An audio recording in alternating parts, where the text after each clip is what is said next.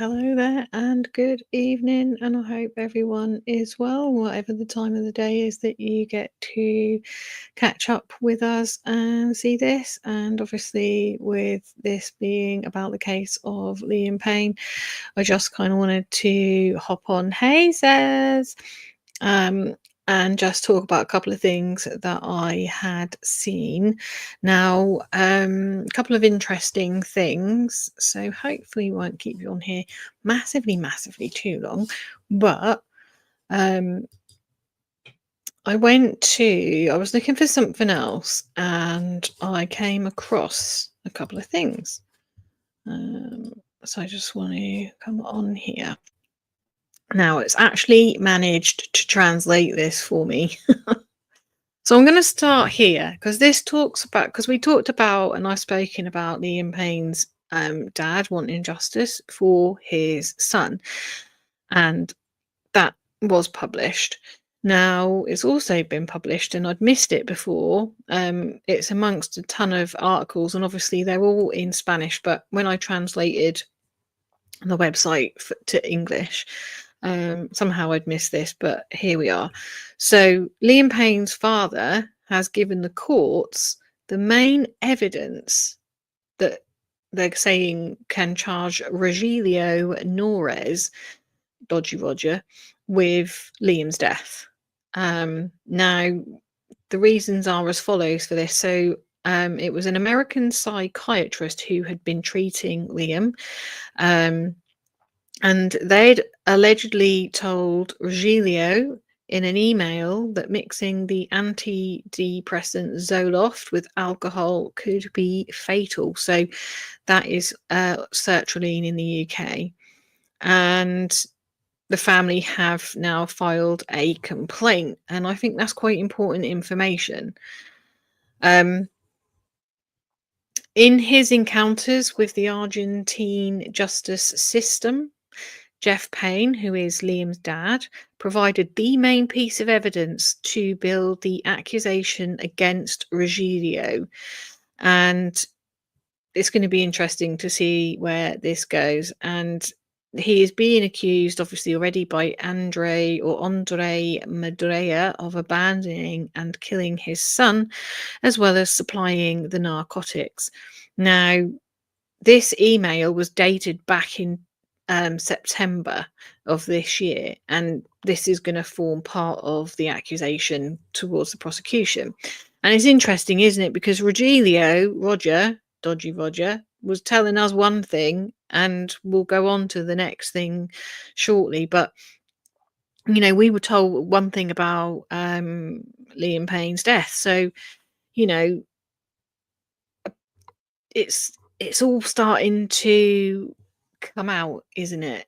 Everything, as my nan would always say, everything comes out in the wash. So we know about the history, we know about the drinking, or the alleged drinking of whiskey, and the drugs that have been alleged to have been taken. However, it's been said that there was only traces in the actual toxicology. I've not actually seen the toxicology, so I cannot confirm whether that's 100% true fact or not. But it's been alleged that he was drinking champagne with the sex workers, that he was doing substances. We know that Kate abandoned him at his time of need. Oh, yeah, you choose me or the rugs. Okay, right. I'm going then.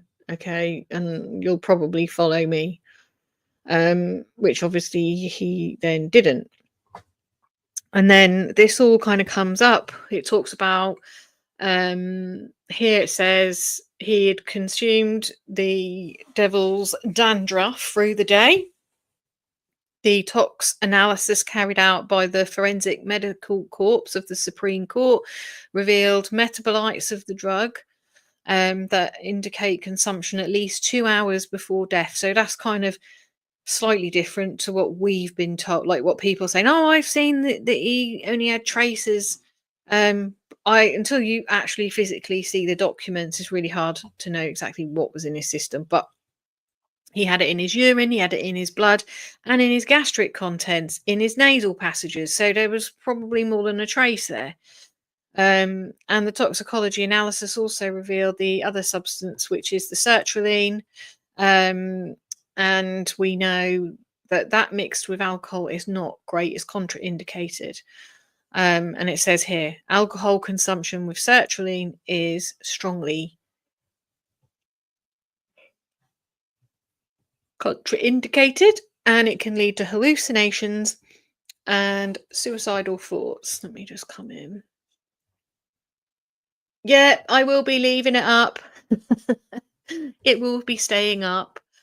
Um, so what he's saying is basically Liam's dad is saying and has provided documentation to the 34th prosecutor's office, which is being led by Andre Madrea.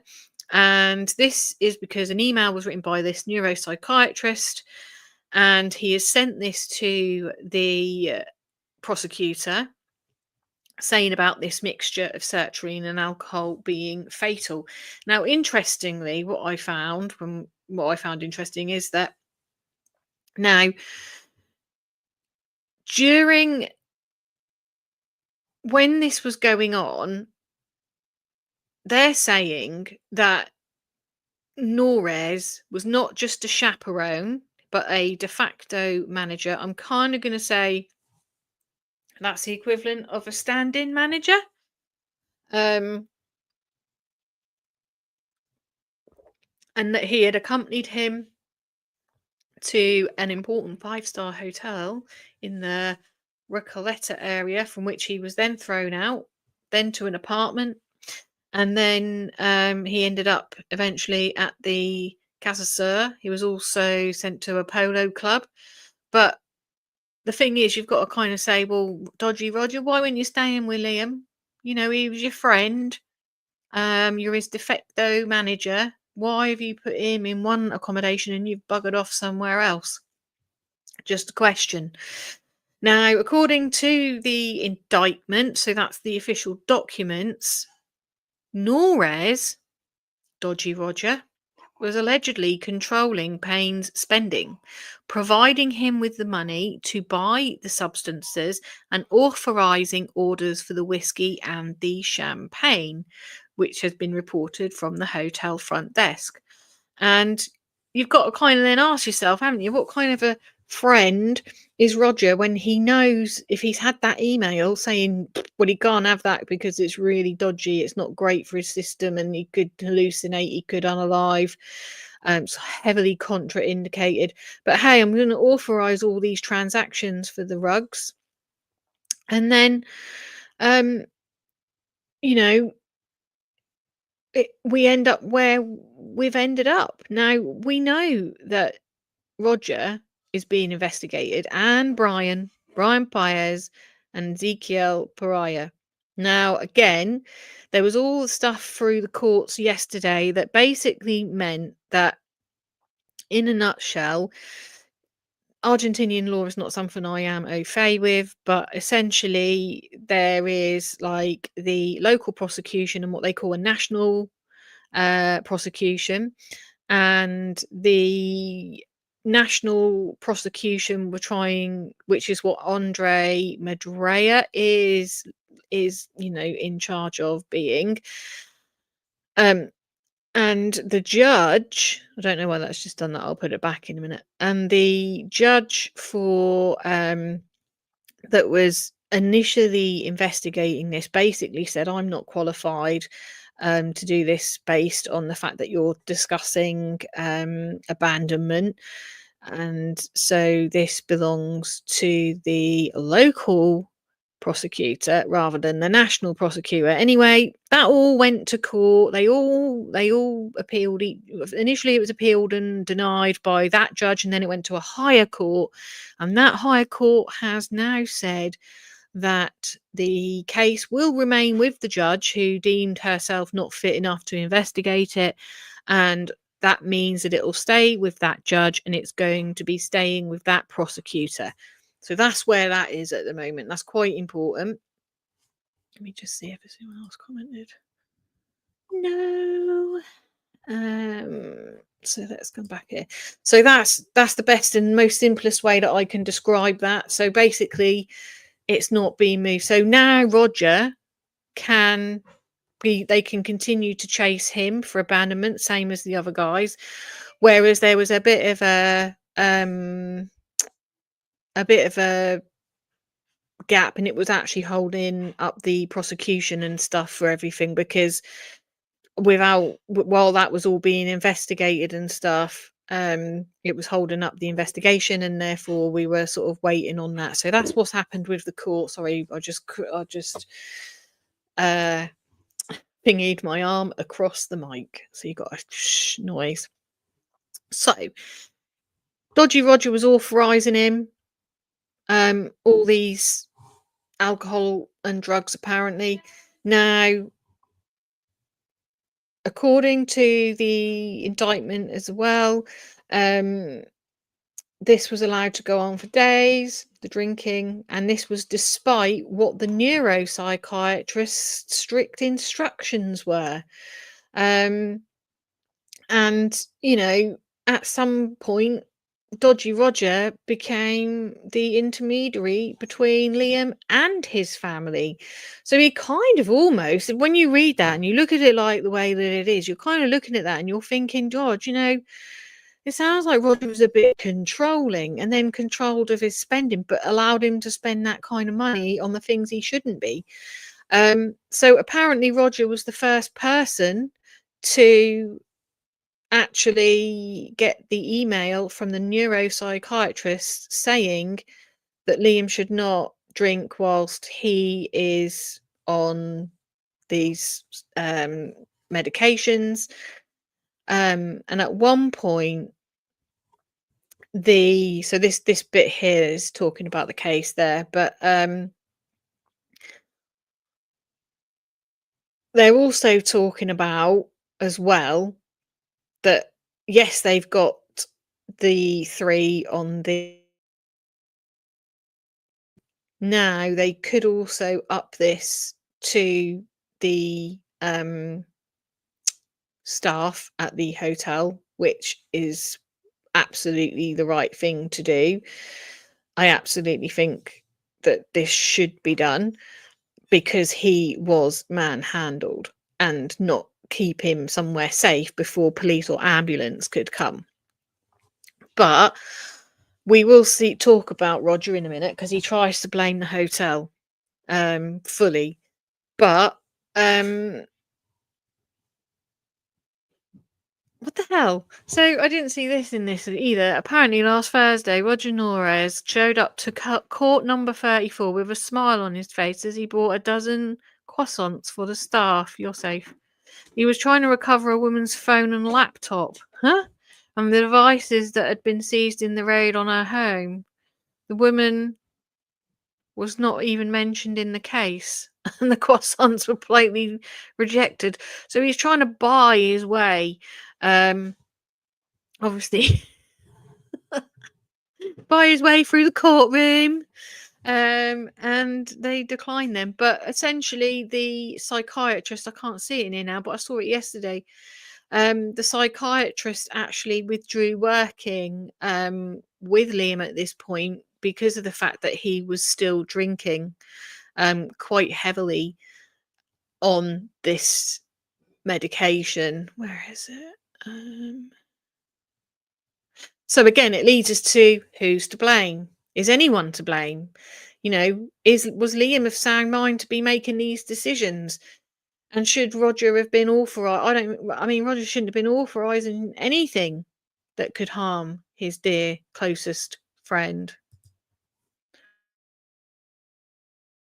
Let me just swap the page over. So let's go and have a look at Roger's new stance. Now, we were all told, we all remember it, that Roger said, well, he said, is this, he said the last time he saw Liam was fine, Didn't seem intoxicated. Um, he was in the lobby. He'd left him in the lobby with like several friends and that, and about 15 of them, if I recall.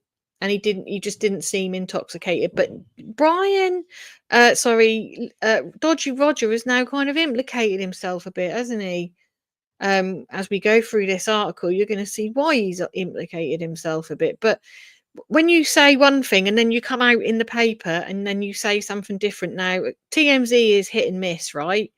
But TMZ are talking about information that has been submitted into official documents. So we have to go with what's being said, because this gives us a little bit more of an insight into some of the stuff that may have been going on compared to what Dodgy Roger's been telling us what has been going on.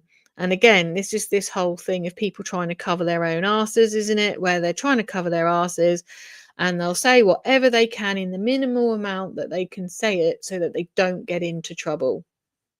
So, as you can see here, the title here is Liam Payne's friend says that the hotel is to blame for his death. Now, I've always said, and I've said from the off-ski, that, if we're looking at this from a prosecution point of view of abandonment, you've got to look at everyone, right? You can't just stop at Brian Paez. You've got to go right down to Kate. And you'll see why we're going to talk about that a bit more when we go through this article. So, Liam's good friend, who Buenos Aires authorities are going after, which they can now continue to do so, for allegedly abandoning the late singer, and they're using the words bender, during a bender, says he isn't the one at fault here, and he is pointing those fingers straight at the hotel where Liam was staying, which I'm not sure he's got the right to do, because I wouldn't have said that Roger was a good friend. So Roger Norres has a legal team, and that legal team has filed documents, and they've been obtained by TMZ in Argentina. And he is basically making the argument that he is not the one that should be investigated. I should not be the one that was investigated. I didn't authorize all them drinks and that. Absolutely not. And he says that the Casa Palermo Hotel played a big role in Liam's death. Well, I mean, if what we're hearing in the documents is that you were serving up the allowing the goods to be got, knowing that your friend was on these antidepressants, and that you shouldn't be doing alcohol and probably all the other stuff that he was accessing, and in the amounts that he was allegedly accessing them, then I think you kind of might be a bit stumped here, because obviously that you had that information from a qualified psychiatrist, and yet you chose to let him do it anyway. And you might say, well, Liam is an adult and he makes his own decisions. But if you're in control of his money, you say what the money can be spent on and what the money can't be spent on. Let me just check the chat quick. Hey, Elaine. He does. Roger is Dodger. Dodgy Rog. He doesn't sound like a good friend. He would. I wouldn't want him to be my friend. I'm not going to lie. So, as you can see, this is the friends here having a night, having a party. Now, in the documents, Dodgy Roger has said that the hotel did not have a 24-hour doctor available, even though he says they are required to have one under law. Now, I don't know Argentinian law. I don't know if that is true, so I can't confirm that. It's a different situation, but maybe they are, maybe they aren't. So, I mean, that would be something that the prosecution would be looking at, I'm guessing, as a situation if they are meant to have a doctor and they didn't actually have a doctor. Not that the doctor could make much of a difference, I wouldn't have thought, but who am I to think? Now, Dodgy Roger also claims that they didn't provide effectively for his safety. Now, Dodgy Roger goes on to say that the hotel operations manager knew that Liam was drunk and high on rugs. But If you were authorising the transactions for these things, Roger, then you knew, and you're his friend, but you knew that he was high on the alcohol and high on the rugs. And he says that the hotel should have had a doctor present from the moment Liam checked in. Well, if you knew that the hotel didn't have that doctor and you're his friend and you're in charge of his spending, and you've authorised him in that hotel, then you've authorised him in that hotel knowing the full story, haven't you? Like, you've put him in there knowing the situation that you face with this hotel. And you knew the doctor wasn't there because you're now arguing about the doctor not being there, but you let him stay there. Now, as his manager, de facto, whether you're de facto or not, surely Liam's got enough money that if you were that worried that he really needed a doctor, you probably could have hired one for his stay and the duration. But you knew that he was abusing the substances and the drink, and you knew the hotel wasn't equipped, but you still put your mate in there, and you know your mate better than that hotel. Just saying, is all. Queenie, yeah, Roger is deflecting. He's a twat. He's trying to blame everyone else, isn't he? And it's not cool. Because the thing is, when it's like when the hotel came out. Oh yeah, he was doing some stuff, and we called 911, and he was in his room, and we put him in his room, um, and just missed out all the other bits of information that we now know.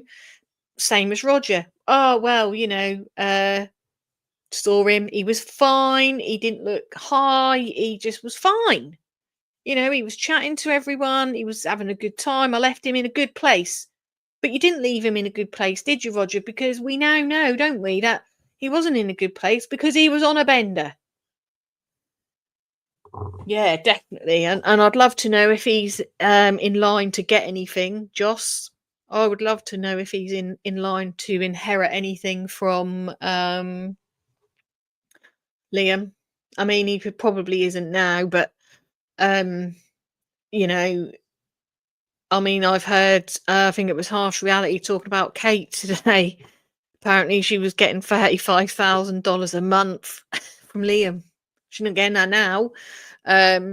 So and she's been telling her friends, and then her friends have been reporting all this to the media, which, as Harsh pointed out, it makes sense that she probably isn't implicated in this in any way, because now she's not going to have the income unless, for whatever reason, the family decide that they want to keep her in the life that she became accustomed to. I mean, 35 grand a month for what? Exactly. 35 grand a month. But we'll focus on the actual documents and stuff. I'm not a huge thing in like all the noise around it. So, in the documents, Roger continues, and he says, a world famous person was staying here with obvious signs of going through a crisis caused by rug intake at that very moment, and they didn't make an effort to make up for their legal omission of having a 24-hour doctor. But you knew your friend was going through a crisis. You knew his girlfriend had left him in his crisis. And yet you still put him in the hotel. You didn't stay with him either. You just popped back if they needed you. And you left him there in that state. Yet when you left him 40 or so minutes before the fall, you said he was fine. Didn't seem intoxicated. But you knew he was, because you knew about all the orders, because you were authorising them. Now, Roger also says that the hotel knew Liam was on a bender for 3 days straight and did nothing about it. Roger, You knew he was on a bender for 3 days straight, and yet you still put him in the hotel, knowing he'd been thrown out with other accommodations, knowing that his girlfriend had left him, knowing then that he was just not in a good place, that he was on these antidepressants, and yet you put him in there and stayed somewhere else, and you didn't even make the effort to stay in the same hotel or anything. You put him in there and you left him. You're his friend. The hotel don't know him. They don't know what he's like from Adam, really. But you do. You know what he's been up to the last 3 days. And just because you've said, oh, well, he's been on a bit of a bender, doesn't necessarily mean that this accommodation fully knows the implications of that.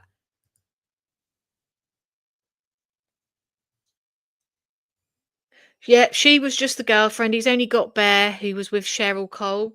And they were supposed to get engaged and they were going to get married and everything else. They were sort of living together. But I mean, again, I said this before, she's traveled all the way off out into Argentina to be with him. And yes, he's got a habit of extending his travels. And when the thing she said about that was that when they travel together, that she feels like a hostage when they extend their travel. So I'm kind of like, well, if you know that when you travel with someone, hi Karen, when you travel with them, if you don't like the way that they travel with you and you don't like being feeling like a hostage, why the hell are you traveling with them? Because 9 times out of 10 that he's going to extend his stay and you don't like it. I mean, if you feel like a bloody hostage with him when you're on your travels because you can't be in one place too long, then what is it going to be like for you living in one place? I mean, now you lost your $35,000 a month. You're probably not going to be traveling as much anyway, so you can put your feet up and that. But at the end of the day, for the abandonment charge, she knew that Liam was on the bender as well. And she left him in that state, knowing that he was in a state. She gave him the ultimatum.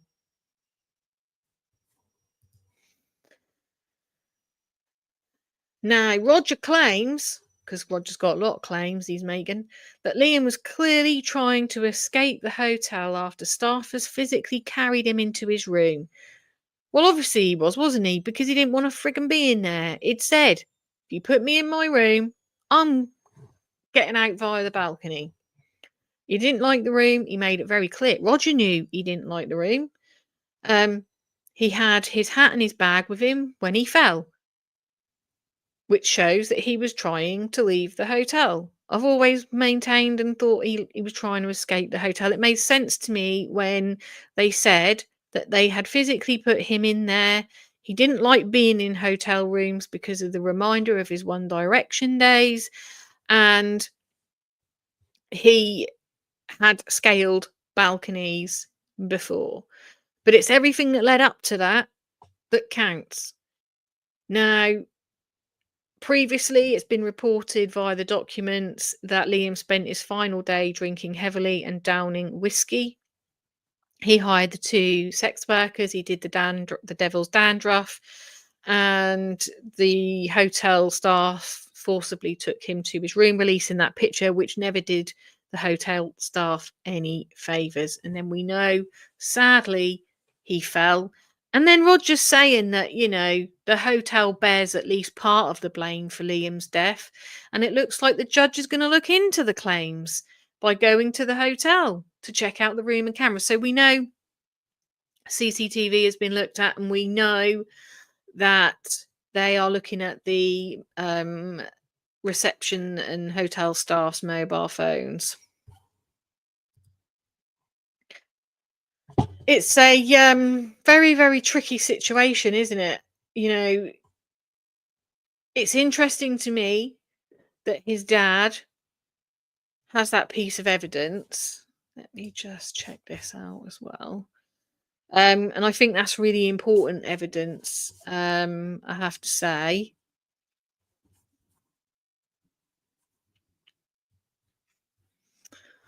Let me entertain you.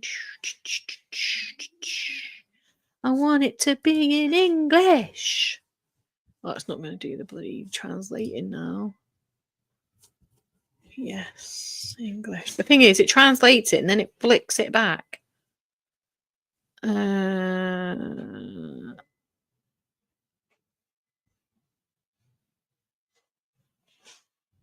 Oh, that's saying about them. The waiter accused of delivering the white substances to Liam Payne has his jail sentence revoked. And this was a decision made by the Fourth Chamber Court of Appeals, followed by a request by the prosecutor, Andre Madrea, while the jurisdiction of the case was resolved. Well, we know that's been resolved because the jurisdiction is staying as is. But I don't think he's being held at the moment. Experts prove that Liam was smoking crack. The toxicological analysis of the forensic medical corpse revealed a metabolite typical of this consumption. The role of Brian Baez, the accused waiter. On October the 17th, we know the story. They showed a series of small candles, lighters, pieces of burnt aluminium foil, tube decorated with glitter. Glitter. And this was found between the whirlpool and the table. Crack, the key drug of the US epidemic in the 80s, replaced by crystal methamphetamine and fentanyl, has a short, intense impact. Formed in the rock form, it can be produced at home by mixing Coca-Cola and water and baking soda, and when heated with a small candle, it undergoes chemical reaction. There's your science lesson. The crack is separated from the rest of the mixture and then is heated in a pipe or piece of... Oh, that seems like a lot of effort. That's a lot of effort. Now...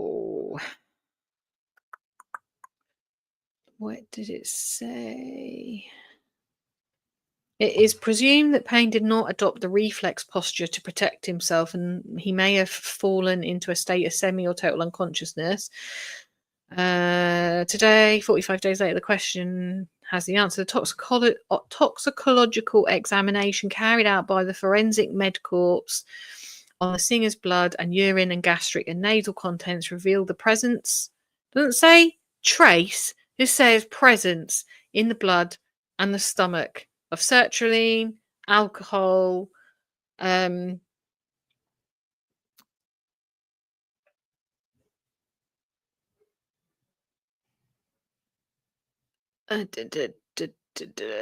urinalysis detected the metabolite cocathylene, which is produced when cocaine is combined with alcohol.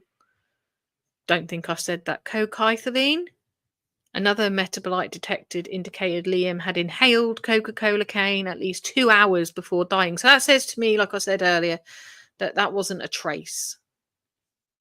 But people are saying they've seen the results and there's a trace. I've not actually seen the results. I've just seen this and heard.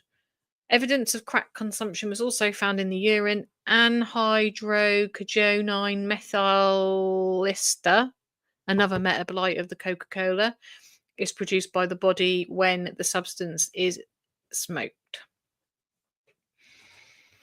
It is present, for example, in the body of any user of crack paste. The cooking of crack explains, according to the investigators, why Payne brought large quantities of Coca-Cola cane. You need at least 3 grams. One element is missing, the bicarbonate, the most common ingredient used to make Caraquirola rock. When cooked, it's not found in the room. When cooked, which was not found in the room, and investigators believe Leah may have could have used another substance that has not been determined. I mean, you know, we are where we are with it, aren't we? And it sounds to me like there's more in his system than people are sort of reporting back. Like they're reporting back to me, but unless you see the actual forms. You can only see what's been put in the news. But this is saying that, there's stuff in there 2 hours before, which says to me it was more than a trace. There's definitely way, way more than a trace there. Um, because it's there with 2 hours beforehand, and he had mixed alcohol with it because of how it had metabolized in his system. But Brian he's going to answer for some stuff because they're still pursuing the situation with the abandonment charge. Don't know how you guys feel about that abandonment charge, but I certainly I feel like if you're going to do it, you've got to do it for everybody that let him down, and that does include Kate. And I know that's probably not going to be famously popular, but at the end of the day, according to Dodgy Roger, he was going through a bad time. He'd been on a 3-day bender. He'd been chucked out of these accommodations, despite him telling everyone that he was fine when I left him. It was hunky dory. No, nothing to see here. All good. 15 people in the lobby. He was fine. And now we know that actually he was on a 3-day bender, and he's now trying to pin that on the hotel, even though he knew that Roger was on a 3-day bender. It's not the hotel's responsibility to, I would say, provide to assist them with someone who is on a bender. Like, at the end of the day, if you turn up to someone's accommodation and you've took yourself off on a bender, and that's kind of more on you. And then the responsibility is, well, if your mate is there and he knows that you've been on this 4, 3, 2, 1 day bender, and he leaves you there knowing all of that, then Houston, we do have a problem. So I just wanted to kind of bring you that update because I thought it was quite important. I thought it was interesting about Liam's dad, um, you know, having that information from the psychiatrist and providing that to the court. I think that's quite significant. It's quite important. And now with him coming out, I think he's kind of shot himself in the foot there because he's basically said he knew what was going on, whereas before he was like, "No, nothing to see here. Nope." And no doubt, and obviously with the court as well, we know how the court is rolling at the moment, and that everyone who's been investigating it is going to continue to do those investigations. So, yeah, exactly, Queenie, exactly. And I think his dad knows the answers, and I think he wants to, bring that to the forefront. He wants answers, and he wants everyone to know he wants answers, and he wants those to be held accountable who should be. Do I agree in the abandonment charge? Not really. What it comes down to for me in the end is that Liam Payne was, you know, he saw Brian um before this happened, like the day or so before, not on the day that this happened. And everything that went on the days before has got nothing to do with what happened on the day, because that stuff's out of his system. He went round. Now they're saying about the drugs charges and dealing. Well, that's a different situation. But the actual, well, I abandoned him prior to the day that he died, I don't think should stick. And I don't think it should stick for Kate. But if you're going to do the charge, you've got to charge them all, unfortunately. That's just how I feel about that. But to me, what we're seeing in this picture, the manhandling of Liam Payne in this picture, to me, that says these people manhandled him, took him back to his room, put him in there, wouldn't let him out, knowing that he was going to threaten to go off that balcony and try and escape. They also took the mirror down because they got to protect the mirror. Sod his life. As long as the mirror doesn't get broken. They removed that mirror, stood outside his room, and lo and behold, what did he try and do? He tried to escape, didn't he? And his trying to escape has led to that fall. Whether he passed out on the way down, who knows? Like, as in, like, while he was trying to escape, we don't know. So that's us all caught up over here on the YouTube. As I get more information on Liam Payne and the case and updates, of course, I'll bring them, and they'll probably be short ones like this because, I'm literally reporting them every couple of sort of updates in one go, really. Um, but we will see where the next one goes and what the steps are, where Liam's dad's going next. But for now, guys, we will be back with the next update as soon as we have one. So do make sure that you have hit subscribe, that you have hit the like button, and leave me a comment. Let me know what your thoughts are, because I'm interested to know where your thoughts are on this, on Dodgy Roger and Kay and all that kind of thing. And I will see you guys. Yes, I've got a video ready to post about that. That's in the queue. I did that.